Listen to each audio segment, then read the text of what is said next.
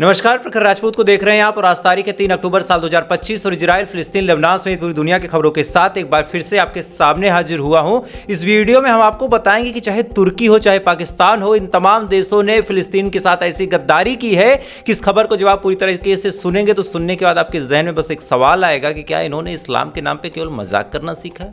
क्या ये बस लोगों को मूर्ख बनाते हैं और अपने आप को ऐसा दिखाते हैं कि मैं इस्लाम के लिए बहुत कुछ करना चाहता हूँ? साथ ही इस वीडियो में आपको पता चलेगा कि ईरान के ऊपर बड़ा हमला करने की तैयारी इजराइल कर रहा है। इस हमले के साथ इजराइल क्या कुछ करने वाला है ईरान के साथ, ये भी आपको पता चलेगा। और साथ ही अमेरिका के अंदर शटडाउन हो गया है पूरा मामला, और क्यों शटडाउन हुआ है इसके बारे में भी हम डिटेल में बात करेंगे। और साथ ही फ्रांस ने रसिया के साथ दुश्मनी कैसे मोल ले ली है इसके बारे में अभी हम डिटेल में एनालिसिस करेंगे। इस वजह से वीडियो को लास्ट तक जरूर देखिएगा। चैनल पे नए हैं तो वीडियो को लाइक करके चैनल को सब्सक्राइब करके अपना प्यार जरूर दे दीजिएगा। और साथ ही इजराइल और फिलिस्तीन की इस जंग में आप किसके साथ खड़े हैं, इजराइल के साथ खड़े हैं या फिर फिलिस्तीन के साथ खड़े हैं, एक बार कमेंट करके जरूर बताइएगा। क्योंकि जब आप कमेंट करते हैं तो आपका जो कमेंट होता है उस देश के लिए दुआ का काम करता है। तो आप फिलिस्तीन के लिए दुआ करेंगे या फिर इजराइल के लिए दुआ करेंगे, ये आपका व्यक्तिगत मामला, इसमें मैं इंटरफेयर नहीं कर सकता। लेकिन अगर आप किसी भी पक्ष में किसी के हक में खड़े हैं तो कमेंट जरूर कीजिएगा।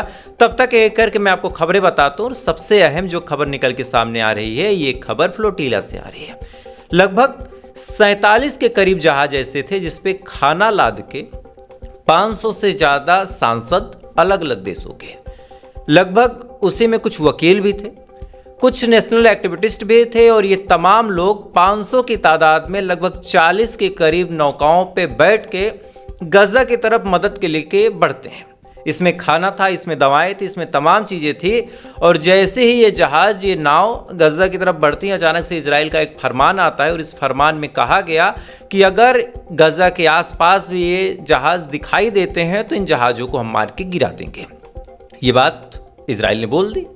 इजराइल ने कोई गलत बात बोली भी नहीं, चूंकि इजराइल के नेचर में वो बात शामिल है कि कोई भी गजा के लिए मदद करने आएगा तो मैं तो उसको मारूंगा, मैं तो शैतान हूं, ये चीज़ तुम जान लो। तो भाई शैतान होने के नाते इजराइल ने तो अपना फर्ज निभा दिया। अब यहाँ पे जो रहनुमा बनने की कोशिश कर रहे थे, आप उनकी हकीकत जानिए। जैसे ही ये बात इजराइल ने बोली, फौरन तुर्की ने अपने ड्रोन दौड़ा दिए।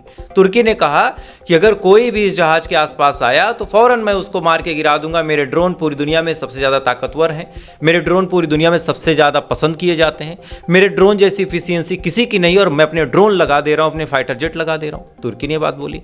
इसके बाद इटली ने कहा, कितनी सी बात, मैं भी अपने लोगों को भेज रही हूँ, देखती हो। जो मेलोनी मैडम है उन्होंने कहा कि देखती हूँ कौन आएगा इस जहाज के आसपास। इटली भी आ गया। फ्रांस ने तो सबसे पहले ही कहा था कि फिलिस्तीन के हक के लिए तो हम तमाम चीजें करेंगे। फ्रांस ने कहा कि मैं भी अपने फाइटर जेट लगाता हूं, देखता हूं कि इजराइल कैसे आएगा। अब इटली ने यह बात बोल दी। इसी के जस्ट बाद क्या हुआ कि अगल बगल के तमाम देशों ने, चाहे फ्रांस हो चाहे तुर्की हो, सबने एक बात बोली कि अगर कोई बीच में आया तो हम मार के गिरा देंगे, चाहे इजराइल हो। इतनी धमकियां देने के बाद अचानक से पता चलता है कि ग्रेटा थनबर्ग जो इस पूरे मिशन को लीड कर रही थी, जैसे ही वो गाजा के इर्द गिर्द पहुंचती है, फौरन इजराइल के जो जहाज थे उसमें बैठ के इजरायली सैनिक पहुंचते हैं। उसके बाद सबसे पहले उन जहाज़ों पे जिन पे मदद की चीज़ें लदी हुई थी, उन जहाज़ों को लेके वहां से निकलते हैं। और निकलने के बाद सबसे पहले कई सारे जहाज़ों को रोक दिया गया और उसमें जितने लोग बैठे थे उन सबको अरेस्ट किया गया। और अरेस्ट करके कैसे बंदरगाह तक लाया गया, आप इन तमाम चीज़ों का वीडियो देखिए। सबसे पहले वीडियो में आप देखेंगे कि कैसे जो कनेक्शन थे, पूरी दुनिया के रडार सिस्टम से जो कनेक्शन जुड़ा हुआ था इन जहाज़ों का, कैसे काटा गया। आप ये वीडियो देखिए।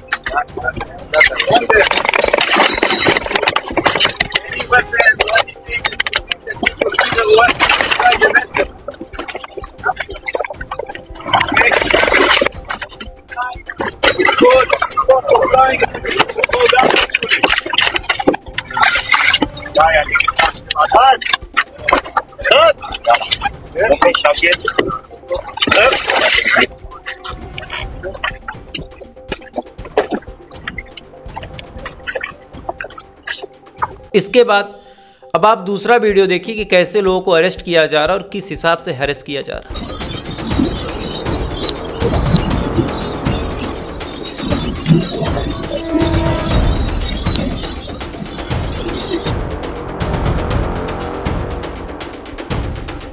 आप तीसरा वीडियो देखिए कि कैसे ग्रेटा थनबर्ग को वहां से अरेस्ट किया गया और अरेस्ट करने के बाद उनको घसीट के लाया गया। लाने के बाद उनको बंदरगाह के पास जमीन पे बैठा दिया गया और तमाम लोगों को पता ही नहीं कि अब इनके साथ क्या होगा।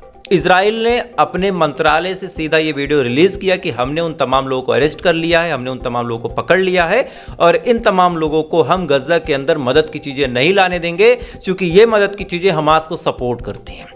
इतनी बात इजराइल ने बोली। अब यहां पे बड़ा सवाल निकल के सामने आता है कि जो तुर्की अपने ड्रोन भेज रहा था, जो फ्रांस चीख चीख के कह रहा था कि हम आपके साथ खड़े हैं, उन तमाम लोगों का बयान अब क्या है? तुर्की ने कहा कि जो कुछ हुआ ये गलत हुआ, ये तो इंटरनेशनल कानून के खिलाफ है। अब तक ड्रोन भेज रहे थे, अब इनके मुंह से क्या निकल रहा है कि जो कुछ हुआ ये इंटरनेशनल कानून के खिलाफ है। फ्रांस ने कहा कि भाई गजा में जो मदद की चीजें आ रही थी उनको रोक के इजराइल ने फिलिस्तीनियों के साथ गलत किया है। अरे 2 साल से क्या सही कर रहा था इजराइल? 2 साल से भी तो गलत कर रहा था। तब तो तुमने बड़ी अच्छी अच्छी बातें बोली कि हम रिकॉग्नाइज कर देंगे, हम एक देश बना देंगे, उसके बाद देखते हैं कौन खतरा बनेगा। लेकिन तमाम बातें धरी की धरी रह गई तब जब पता चला कि इजराइल ने सबको पकड़ लिया। और पकड़ा किसको है वो आप जानिए। 500 में से लगभग 300 सांसद हैं। एक सांसद तो पाकिस्तान का है, वो पाकिस्तान जो पूरी दुनिया में कहता है कि मेरे पास न्यूक्लियर पावर है, सऊदी अरब तुम मुझसे डील कर लो, तुम्हारे ऊपर कोई हमला करेगा तो मैं तुम्हारे साथ खड़ा हूं। उस पाकिस्तान के अंदर हिम्मत नहीं है कि वो अपने सांसद के पकड़े जाने पे अपनी आर्मी भेज दे, अपने फाइटर जेट भेज दे। हिम्मत नहीं है। बातें बड़ी बड़ी हैं, सिर्फ इनकी हिम्मत नहीं है कि वहां पे एक जहाज भेज दे। आज पाकिस्तान के प्राइम मिनिस्टर शहबाज शरीफ और पाकिस्तान की तरफ से एक बयान आया है। इस बयान में उन्होंने केवल और केवल इजराइल की इस हरकत को कंडेम्ड किया है। तुर्की ने क्या कहा? तुर्की ने बस कंडेम्ड किया है। साथ ही इटली के तो कुछ लोग भी अरेस्ट हुए हैं, इटली ने बस कंडेम्ड किया है। इधर स्पेन के कई सारे लोग उसमें मौजूद थे, उन्होंने बस कंडेम्ड किया है। यानी ये जो 500 लोग पकड़े गए हैं, कई सारे सांसद हैं, कई सारे एडवोकेट हैं, कई सारे नेशनल एक्टिविटिस्ट हैं, अब इनकी जिंदगी राम भरोसे है। कोई भी ऐसा नहीं है जो इनके लिए सीधा कहे कि इनको छोड़ो नहीं तो हम हमला कर देंगे। ये आज पूरी दुनिया के मुल्कों की सच्चाई है। मैंने इस खबर को काफ़ी लंबे से एनालिसिस किया। मैंने कल भी आपको बोला था कि जैसे ये जहाज गजा के करीब आएंगे इजराइल हमला करेगा और किसी में दम नहीं है।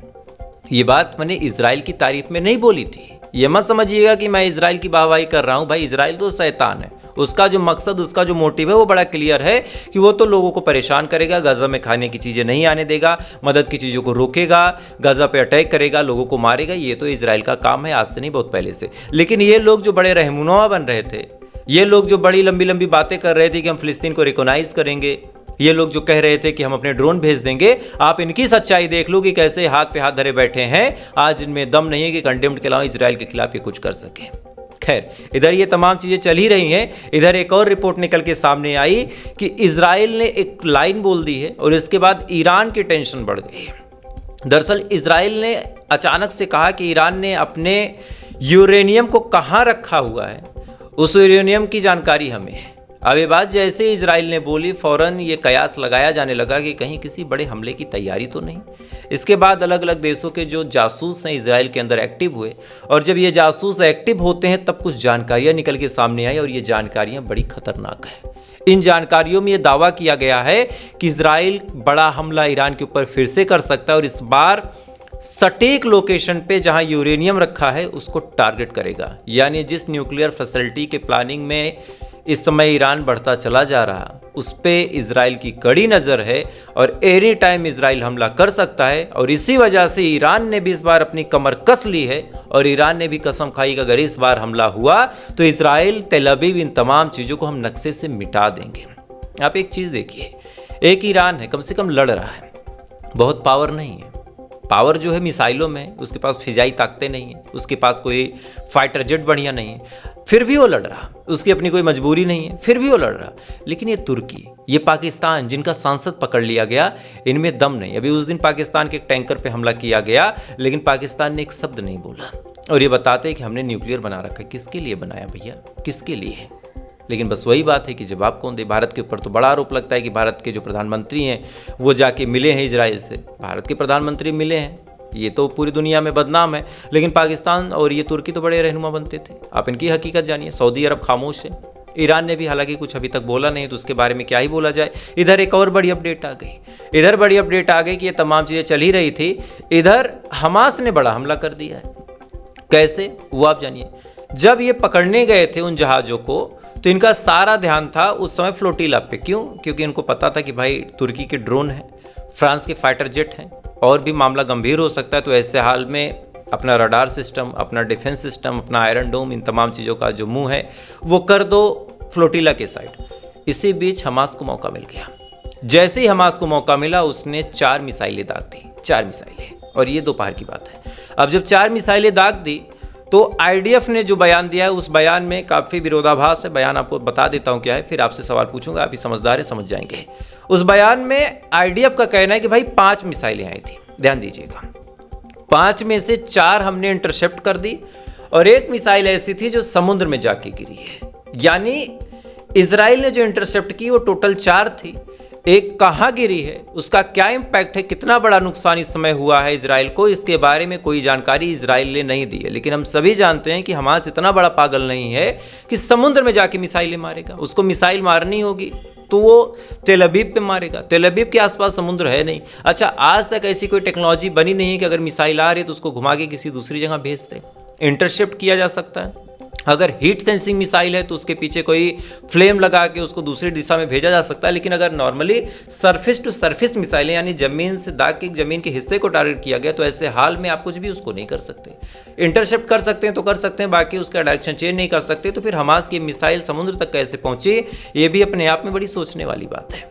खैर, इधर मिसाइलें दागी ही थी, दूसरी तरफ फिर बड़ी रिपोर्ट निकल के सामने आई है कि हमास ने साफ तौर पे कह दिया है कि वो सीज फायर नहीं करेगा, क्योंकि जितनी भी शर्तें हैं वो शर्तें किसी भी सूरत हाल में फिलिस्तीन की भलाई के लिए नहीं है। तो ऐसे हाल में कोई भी ऐसा एंगल नहीं बनता जिसपे सीज फायर किया जाए, कोई भी ऐसा एंगल नहीं बनता जिसपे सीज फायर के लिए हमास झुके, क्योंकि जो भी शर्तें हैं उसमें हमास का सीधा नुकसान है, उसमें फिलिस्तीन का सीधा नुकसान है, ऐसा मानना हमास का है। तो ऐसे हाल में अब सीज फायर की भी चर्चाएं जो हैं उसको अब खत्म समझिए। अमेरिका जो सीज फायर के लिए इतना बढ़ चढ़ के आगे बढ़ रहा था, आज उसकी खुद की अपनी मुसीबतें, क्या मुसीबतें वो भी आपको बता देता हूं। अमेरिका में जितने सरकारी कार्यालय हैं वो बंद कर दिए गए। सोचिए क्यों? क्योंकि अमेरिका की जो कांग्रेस है, अब कांग्रेस मतलब भारत से मत जोड़ लीजिएगा राहुल गांधी वाले से, वहाँ की जो कांग्रेस पार्टी है उसके पास फंड ही नहीं है कि सरकार के जो लोग काम कर रहे हैं, जैसे वहाँ के जो सरकारी ऑफिस हैं, जो वहाँ पे सचिवालय है, मंत्रालय है, जो भी वहाँ पे नायब तहसीलदार अलग अलग एंगल पे हैं, उनको सैलरी देने के लिए पैसे नहीं, और इस वजह से शट डाउन, सारे सरकारी दफ्तर बंद, सारी चीज़ें बंद। और अब रिपोर्ट निकल के सामने आ रही कि अगर ऐसा ही सब कुछ चलता रहा तो आने वाले टाइम में वहाँ से कुछ लोगों को बाहर करना पड़ेगा, यानी नौकरी से भी निकालना पड़ेगा। आमतौर पे हम लोग कहते हैं कि भाई सरकारी नौकरी बड़ी सुरक्षित है, लेकिन अमेरिका की यह हाल है कि वहाँ से नौकरी पे भी लोगों को निकाला जा सकता है, और ये बात अमेरिका की सरकार खुद अपने मुँह से एक्सेप्ट कर रही है। यानी अपने घर में आग लगी है, अपने घर में लोग जल रहे हैं, इनको दूसरे के घर की समस्याएं सुलझानी थी, इनको सीज फायर करवा के क्या लेना था, क्रेडिट। आज इनके यहाँ खुद शटडाउन है, और पूरी दुनिया में अगर अमेरिका जैसे देश में शटडाउन हो गया पैसे की कमी की वजह से, तो भाई तुमसे बड़ा भिखारी कौन है? भाई पाकिस्तान को लोग बड़ा गरीब बोलते हैं, हम तो कटोरा भिखमंगा सब बोल देते हैं, हम आप सब बोलते हैं ना एज इंडियन। पाकिस्तान में भी कभी सरकारी दफ्तरों में शटडाउन नहीं हुआ, पैसे की कमी नहीं हुई भाई। और आप इनकी सिचुएशन देखिए, ये बातें बड़ी बड़ी, इकोनॉमी ग्रोथ, भारत को इन्होंने मरी इकोनॉमी बोला था और इनके सरकारी दफ्तर बंद है। औकात पता चल गई होगी अमेरिका, इस बात को याद रखना। खैर, अगली खबर का रुख करते हैं। अगली खबर निकल के सामने आ रही फ्रांस से। फ्रांस की आप स्थिति देखिए कि भाई साहब तमाम नौटंकी इन्होंने की कि हम गजा की मदद के लिए खड़े हैं, जहाजें रोक दी गई, फ्रांस ने बस कंडेम्ड किया, और इनको मौका लगा तो इन्होंने अमेरिका के कहने पे रशिया का एक टैंकर पकड़ लिया। इस टैंकर से तेल जा रहा था, फ्रांस के समुद्र के आसपास से जब निकला तो फौरन उसको पकड़ लिया। क्यों? क्योंकि सेंसर्स लगे हैं, तो जहाज अगर जाएगी तो भाई साहब पकड़ेंगे। अब इधर अपना बयान था कि हम फिलिस्तीन के हक के लिए खड़े हैं, वहां शांति, दुश्मनी किससे? रशिया से। अब यही रशिया जब इनको घुस के मारेगा तब ये हाय तौबा चिल्लाएंगे, save me father, save me God, तमाम शब्द बोलेंगे, लेकिन तब रशिया रहम नहीं करेगा। क्या जरूरत है? जब गजा में तुम मर्दानगी नहीं दिखा सकते तो तुम्हें क्या जरूरत आन पड़ी? लेकिन बस वही बात है कि अपने घर में दाना नहीं है, लेकिन दूसरे के घर में इनको चिड़िया उड़ाने का शौक लगा है, और इसी चक्कर में ये तमाम लोग लात खाते हैं। ये रशिया से भिड़ रहे हैं, इजराइल से भिड़ने की हैसियत नहीं हुई, रशिया से भिड़ रहे हैं इस कहने पे कि अमेरिका हमारी मदद कर देगा। अरे कद्दू मदद कर देगा अमेरिका तुम्हारी? हम नहीं जानते अमेरिका की क्या हकीकत है। बहरहाल इधर गजा की जो सूरत हाल है बद से बदतर है। हमले लगातार इंटेंस लेवल पे हो रहे हैं। जो टैंक्स हैं, जो सैनिक हैं, लगातार गाजा के डीपेस्ट पार्ट में घुसते चले जा रहे हैं। और एक फरमान मैंने आपको कल भी बताया था, ये फरमान अभी तक चल रहा है कि इजराइल के डिफेंस मिनिस्टर यानी इजराइल कर्ज का कहना है कि अगर कोई भी शख्स गजा के अंदर रुकता है तो वो हमास का आतंकवादी माना जाएगा और ऐसे हाल में उसको फौरन गोली मार दी जाएगी। यानी साफ तौर पर यह कह दिया गया कि अगर कोई भी शख्स खड़ा होता है गलती से भी गजा के अंदर तो उसको मार दिया जाएगा। यानी कंप्लीटली ब्लॉकआउट का ऐलान है। गजा छोड़ के जाना पड़ेगा, ये बात साफ तौर पे बोली जा रही है। ना कोई रहनुमा है, ना कोई कुछ करने वाला है, सबके पास बस बड़ी बड़ी बातें हैं। अंत में इजराइल को इनकी हकीकत पता है, इस वजह से इजराइल अपने मन की सारी चीज़ें कर रहा है। नहीं तो आप एक सवाल का जवाब दीजिए कि जिस पाकिस्तान का मंत्री पकड़ लिया गया हो, जिस पाकिस्तान का सांसद पकड़ लिया गया हो, उस पाकिस्तान की आवाम में इतनी खामोशी क्यों है? अगर आप मेरी वीडियो पाकिस्तान से देख रहे हैं तो एक बार इस वीडियो को अपने दोस्तों से शेयर कर दीजिएगा।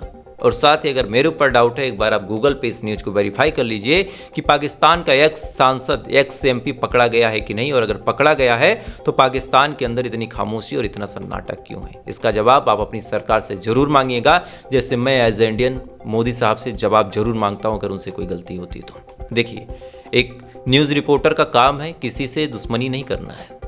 मुझे कांग्रेस पसंद है, मुझे बीजेपी पसंद है, मेरा पर्सनल मामला है। सरकार से सवाल करता रहूंगा, लेकिन हाँ, शब्दों के दायरे में। खैर, तो फिलहाल ये थी पूरी खबर और इन खबरों के बारे में आपकी क्या राय है कमेंट जरूर कीजिएगा। वीडियो अच्छा लगा हो तो लाइक सब्सक्राइब करके अपना प्यार दे सकते हैं। बाकी थोड़ी देर बाद आपसे फिर मुलाकात होगी इजराइल, फिलिस्तीन, लेबनान समेत पूरी दुनिया की खबरों के साथ। तब तक आप अच्छे रहिए, खुश रहिए, अपना ख्याल रखिए, अपने देश का ख्याल रखिए। जय हिंद, ऊपर वाला की हिफाजत।